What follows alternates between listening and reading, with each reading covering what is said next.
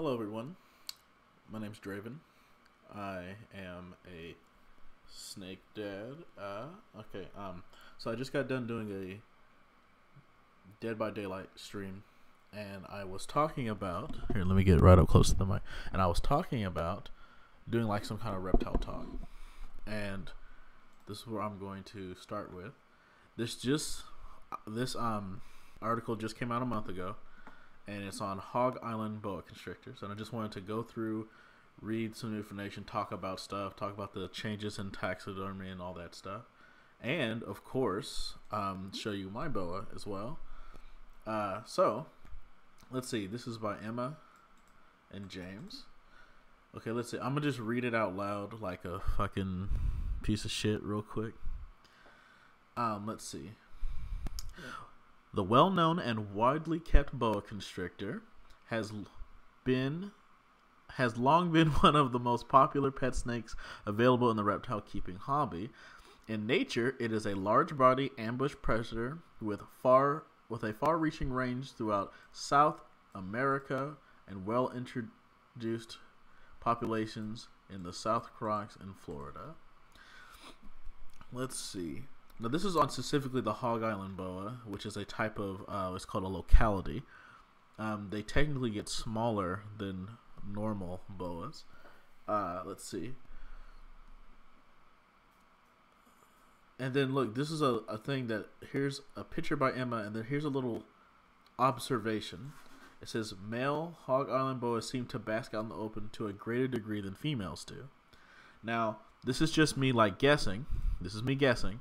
But in my opinion, females eat more and are more defensive and a little bit more cautious, since they are the ones that need to produce babies.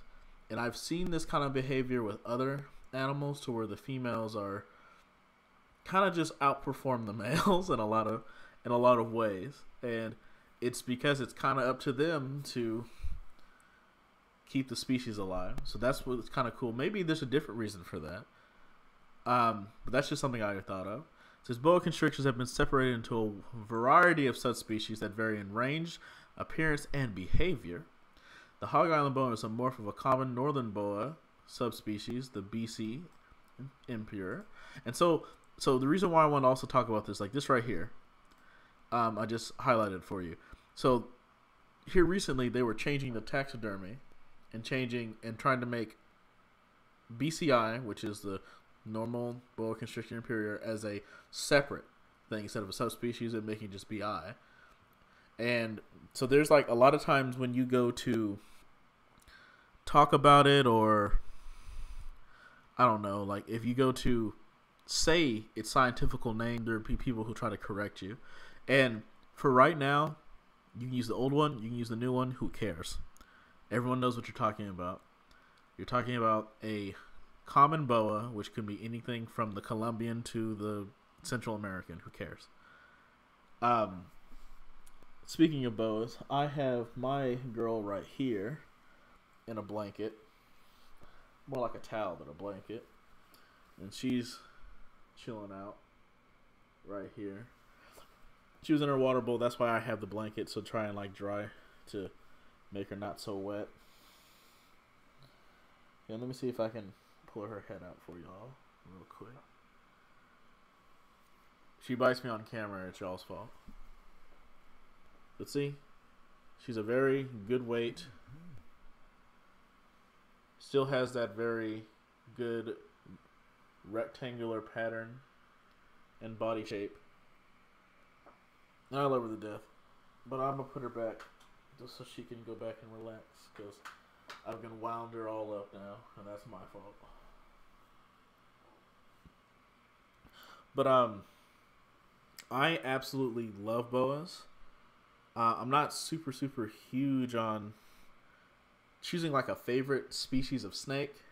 I kind of like majority of snakes, but there's just something about them, like their cool demeanor, their size, their patterns, all of that is interesting to me, and that's what I love about it.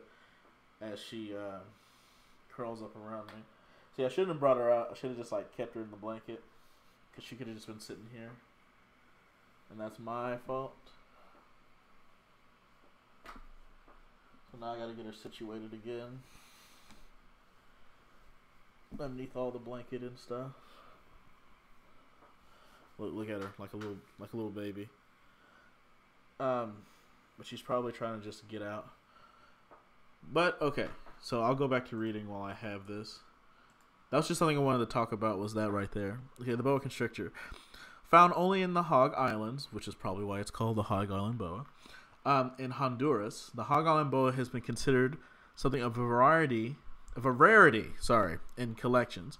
Though its popularity and availability here has increased in recent years.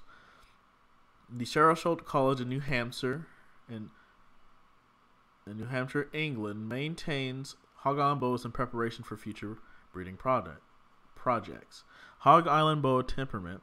Separated from the remainder of the known boa constrictor population, the Hog Island boas have deviated in terms of size, coloration, and feeding habits. The Chaos cocanos is largely covered in rainforest and host to relatively few mammal species. For the boa, which normally takes advantage in mammalian prey, this has resulted in a change of diet and behavior. Hog Islands spend more time within trees and branches in search of prey, and they demonstrate a reliance on birds as a food source than other boa constrictors. Migratory birds use the Hog Islands as part of their annual journey, and the Hog Island boas take advantage of this transient food source. Now, this is going to talk about size.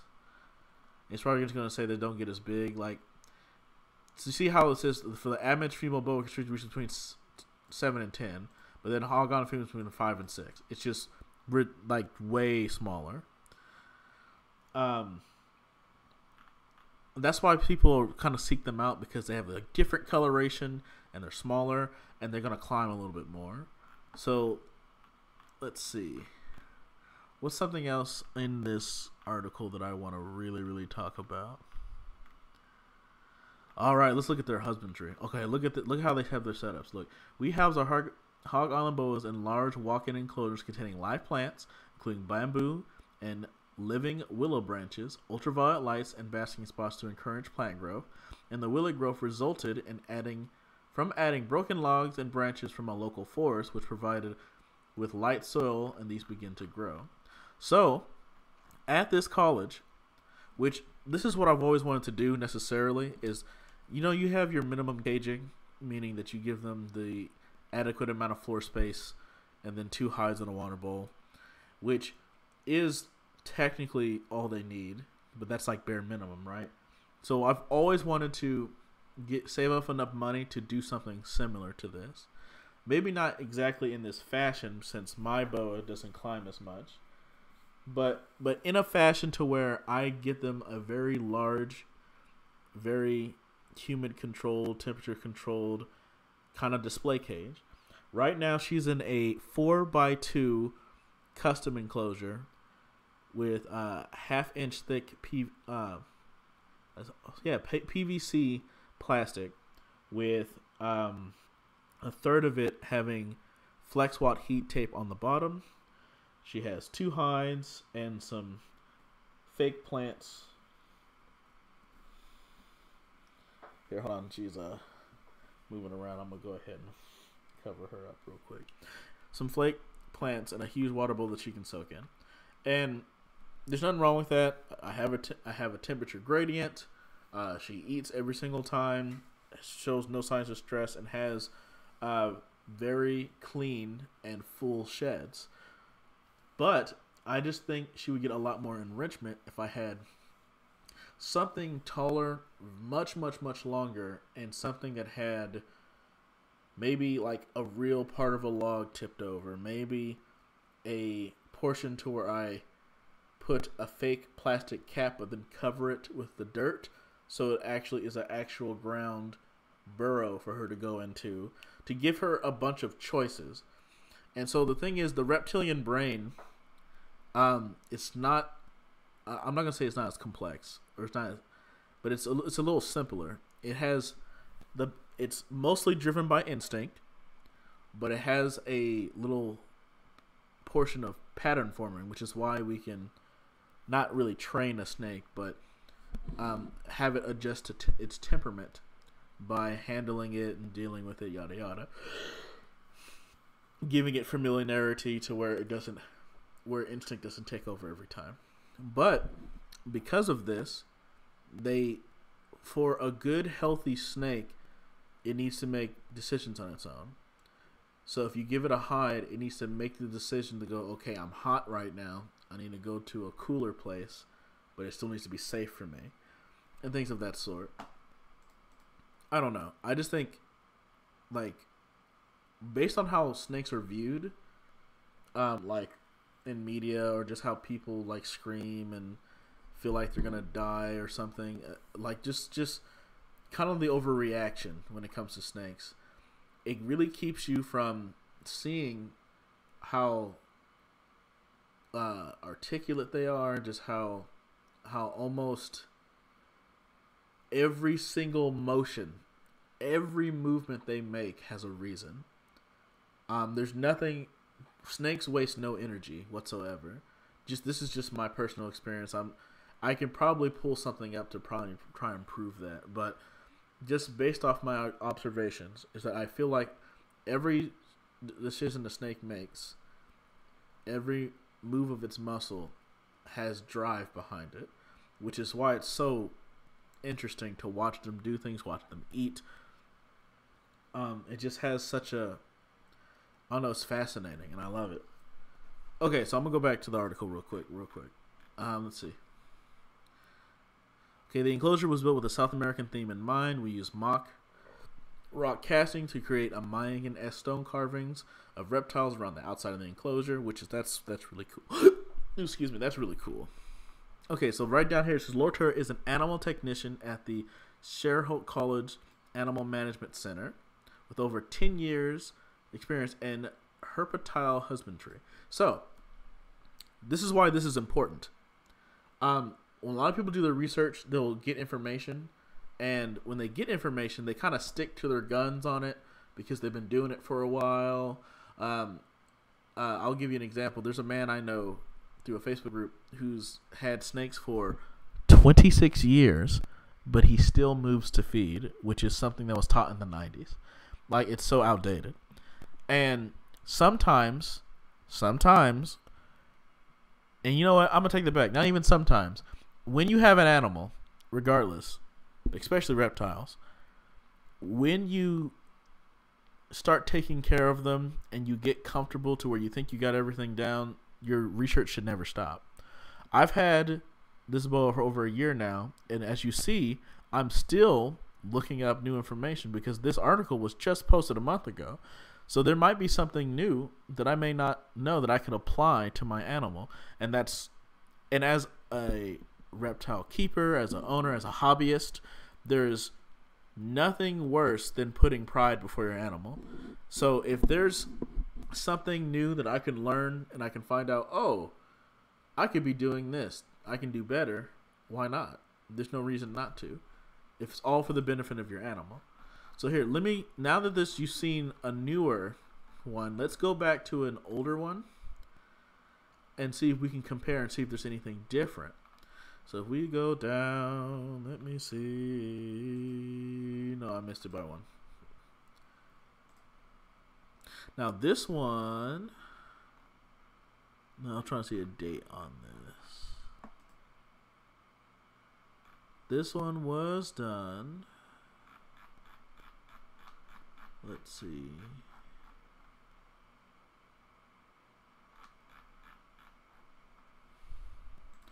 Here. It's okay. The oldest comment on this article was in 2015. So I'm not really seeing a date.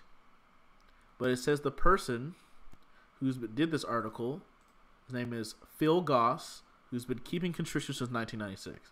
And now that's important because you gotta understand that in the 90s there was a lot of imports, and at the time they'd go out and get farmed boas, grab them from some South American backyard and ship them to the States. And everybody just said, here's a cardboard box, here's a giant bowl, and here's aspen bedding. Now, because boas are hardy, it worked.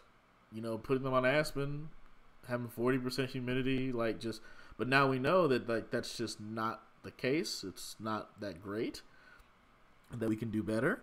But there's a lot of times you'll see very reviled and educated people who put out information, put out books, put out articles, put out sections in encyclopedias that were done in the 90s.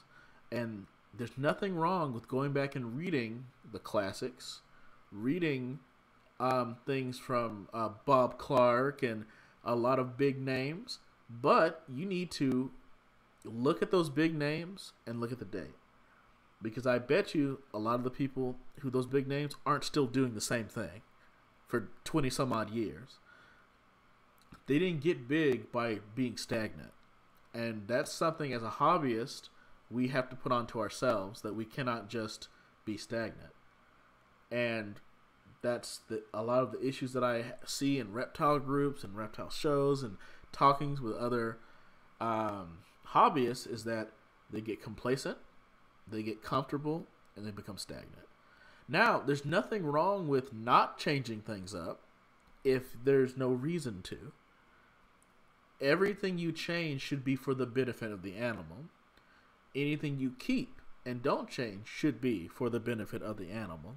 If you find out, hey, I found out I can let my animal drink tap water, but I should probably treat it.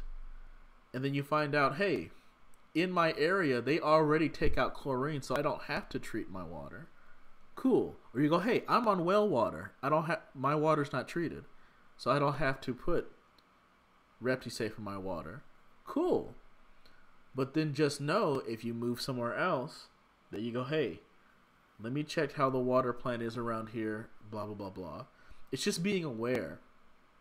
That way, when someone goes, hey, you don't treat your water, you can go, well, it's because I'm on well, or because, oh, well, I never have. You see the difference between, oh, I don't treat my water because it doesn't have anything in it. It's straight from the ground. Versus, oh, well, I never have, so. And the thing is, it's such a lazy response, because don't get me wrong, it can get away from you from just going through the motions, but you can get to a point to where you're just like, well, yeah, I just kind of ran out one day and I let them drink tap water and it didn't hurt nobody. And it could be a combination of things. It can be A, they're not drinking enough for the chlorine to be harmful yet, or B, you just happened to luck out and you just didn't have chlorine or fluoride in the water that you're at, and it wasn't harmful. But being lucky is it's playing with fire. Like, it's kind of like when you put two animals in the same enclosure that do not belong, and nothing goes wrong yet, so you are proud of it. You're like, hey, look at me, I have two crested geckos in a 40-gallon enclosure and nothing's gone wrong, so it's totally possible. But then the problem is, knowing that it can go wrong should be enough of a deterrent, but for some people it isn't. And knowing that, hey, crested geckos are territorial, especially males, but females have known to bite each other. Knowing that even if they don't fight, the constant stress could get them to stop eating and thus decline in their health and perish. They could have a scuffle that you don't see. Maybe it's at nighttime when you're asleep or while you're at work, and then there's a cut that gets infected and you don't see it till later. There's many variables that can go wrong, and a lot of people feel like just because it hasn't happened to me yet, all these cases don't apply to me, and that's an issue. Sorry for going on the tangent. We'll go back to this here, Colombian right here, because that's what I have as a Colombian. And so we're going to look at and see if there's anything that's different and Okay, look right here. Prices may vary depending on the type of boa constrictor you want and where you want to purchase it. A wild phase or normal colored boas can be purchased from 60 to 75 reptile shells, 150 to 200 in retail. Now, what I would like to say is that even though this was written quite a while back, not too far back, this is still holding up true. I got this girl for $25 because she was a rescue. But seeing the other boas in the reptile show, it did vary from that. If it was not many were normals, by the way, but I was seeing for like a couple hundred for maybe like a sun glow or however they call it. I'm not, morphs are pretty. I'm just not a super like, let me spend a bunch of money on the animal to be brightly colored type of person.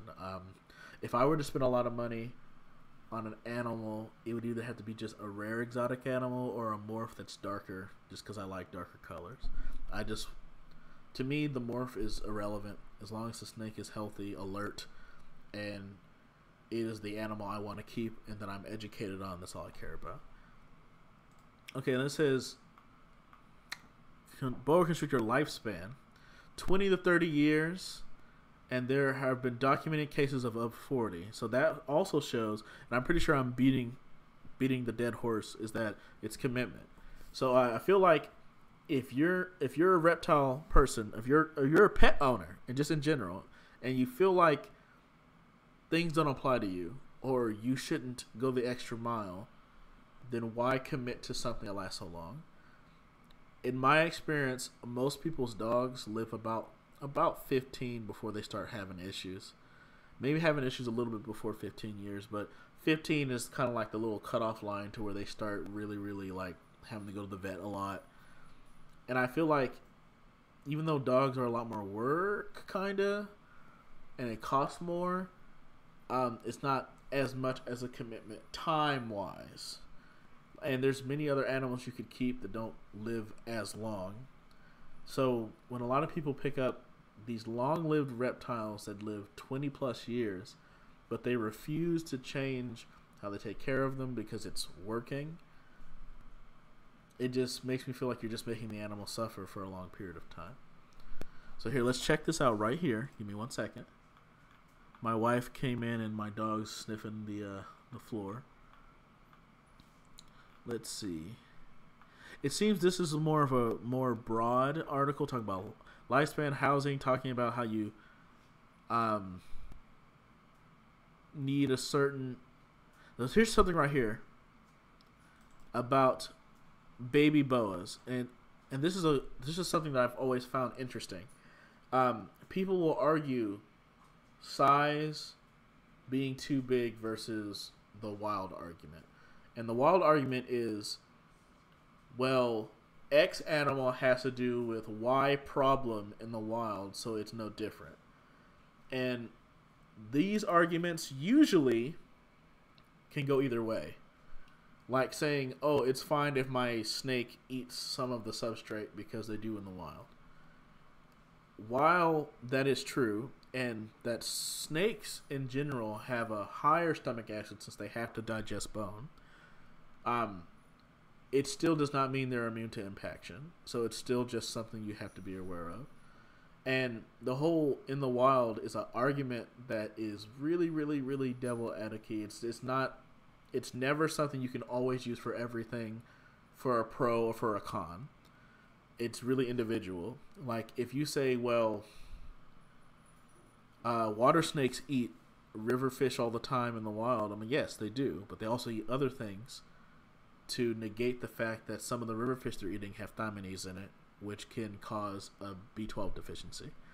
So it's like it's having the extra information to know what you can apply to your husbandry and what we take away from our husbandry because we know it's problematic. So here, right here, this man is saying, hey, baby boas, don't give them too large of an enclosure. They won't feel secure.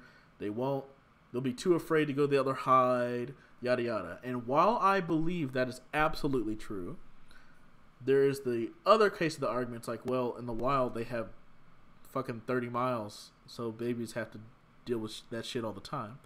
So here's my thing. In my opinion, it is ludicrous to buy 4 and 5 different enclosures for one goddamn animal.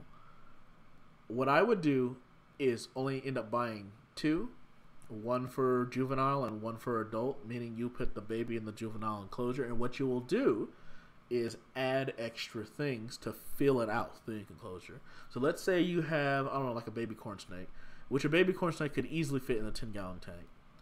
But that's ridiculous. Put it in a 20-gallon, and this is what you do. You add more hides, and you add more water bowls, and you add more clutter of more plants. That way the animal doesn't feel exposed. That way, if it doesn't want to necessarily go all the way to the end of the tank to get into another hide, it still can. If it doesn't want to go all the way to the other side to get a drink of water, it still can. Giving it 2 water bowls and 4 hides sounds ridiculous, but it will keep you from having to buy a 10-gallon, then a 20-gallon, then a 40-gallon, then a... Like, you see what I'm saying? Instead of buying 4 enclosures, you can buy 2. Now, if you feel like you just don't want to take the risk, there's nothing wrong with just moving it up as it grows. Nothing wrong with that. It's just having the knowledge to make that decision and understand why a baby feels insecure. So while I 100% agree with this man, just know that you can change that. Let's go down. Let's look at some other stuff. It says lighting and temperature. It says the cage should not drop below 75 degrees. And in most tropical or North American snakes, you'll see that 75 is usually the cutoff for most snakes that I've seen that are common in the pet trade. So if you have your room at room temperature, well, I don't want to say room temperature. If you're running 75 degrees, which I keep my house capped at 75, even when it's hot, even when it's cold, 75 year round. That way, my heating elements will heat one side and get it up to where it's proper for each of the individual cages, and the other side will always be 75. In fact, in her enclosure, her cold end is 77 and her warm end is 88. And it's like perfect. I don't have to worry about that. Let's see. Let's go back to this real quick. It says use a Zilla heat pad. Now here's the kicker. Heat pads are wonderful because they give belly heat. The problem is 2 things. One, they need room. They need room. So once you put it on the bottom of the enclosure, you need a little oxygen space so they don't conduct heat to start a fire. And 2, they need something called a thermostat. And not like a temperature gauge thermostat, like a heat gun. You need something. It's like a probe with an outlet and a plug. So what it does is that you plug your heat source into the thermostat.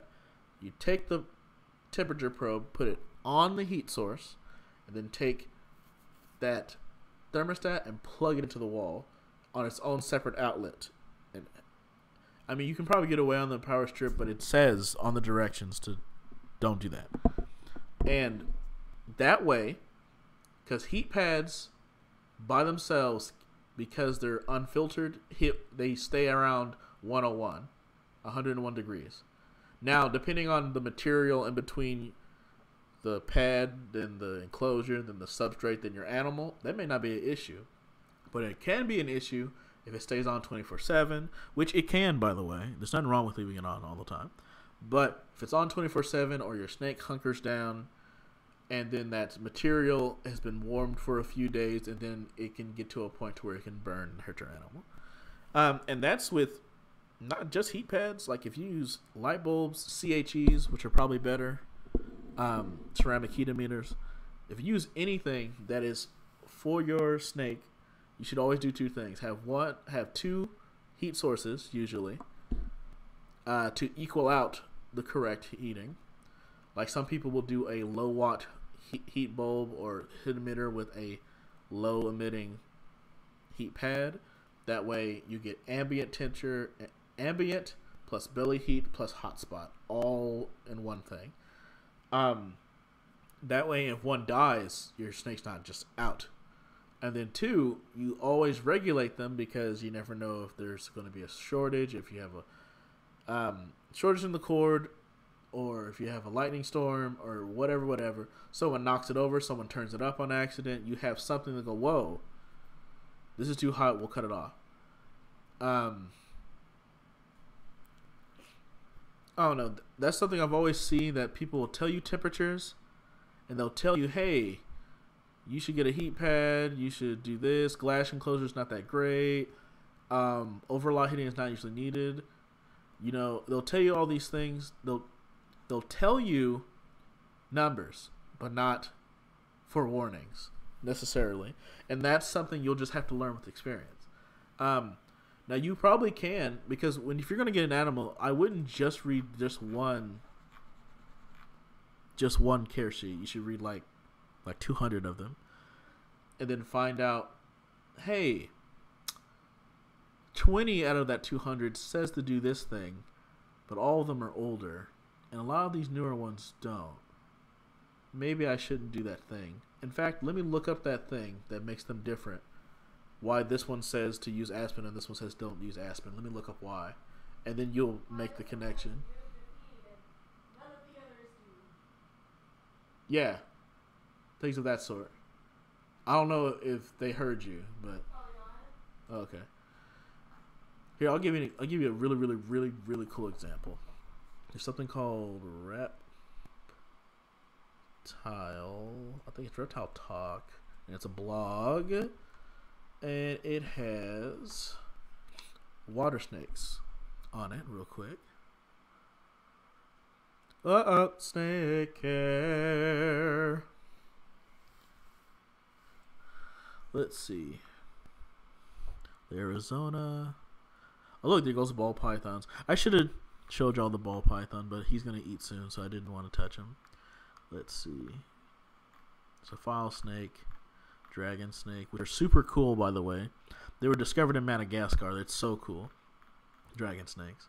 Ooh, green anacondas. I actually really do want an anaconda, but I'm just not going to get one just to be getting one, just because I want it, if that makes sense.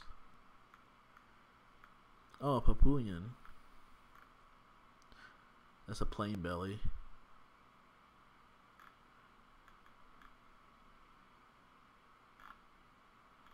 There it is. So let's look at this one right quick. A southern banded water snake.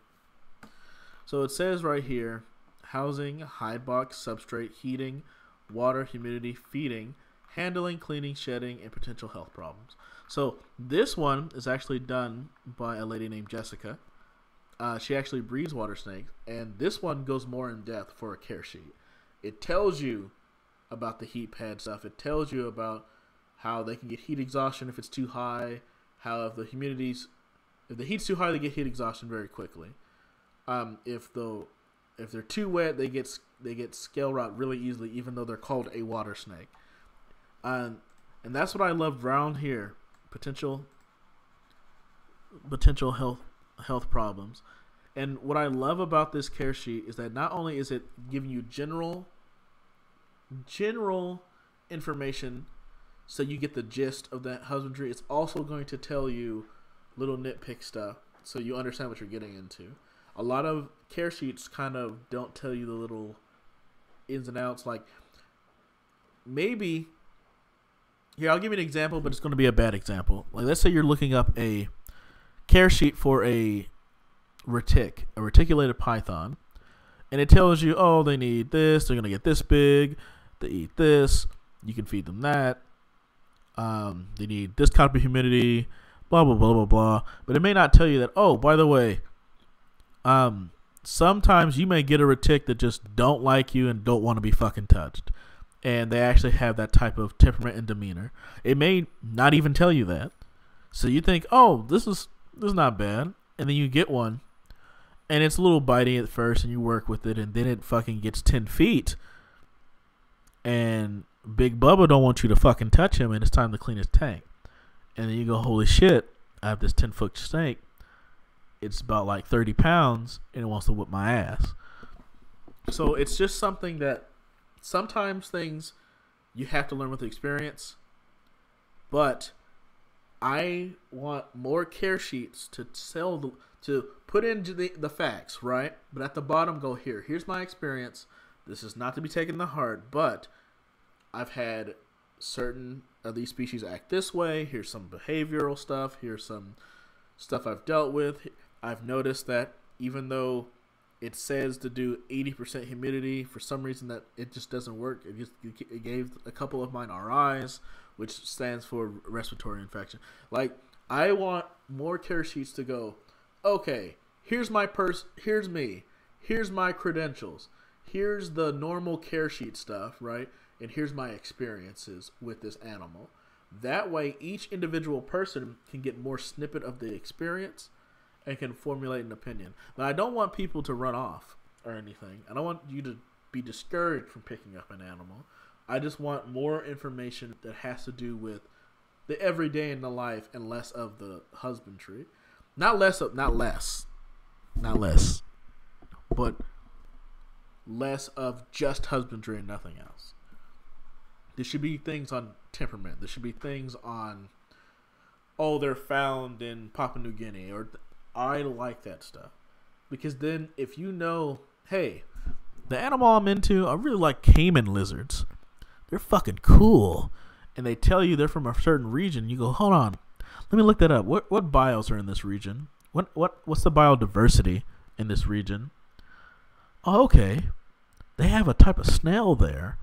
Holy crap. They fucking eat snails, don't they? Like, and it's just shit like that. Shit like that is fucking impalpable. It's incredulous. And it's just a value of worth of knowledge that needs to be shared. And as you read and make sure everything you read may not be worth your time. Make sure if it doesn't have sources, at least have the author's credentials. That way, if it's not like, oh, we got this information from, the University of South Nazarene's, blah, blah, blah, blah. At least it be a person's like, oh, yeah, I'm a biology professor. That way you can feel like you can trust the information. All right, so I'm probably wrapping this up. I'm going to show y'all one last time the brown Chuco chocolate baby. Wait, I gotta pull her over here.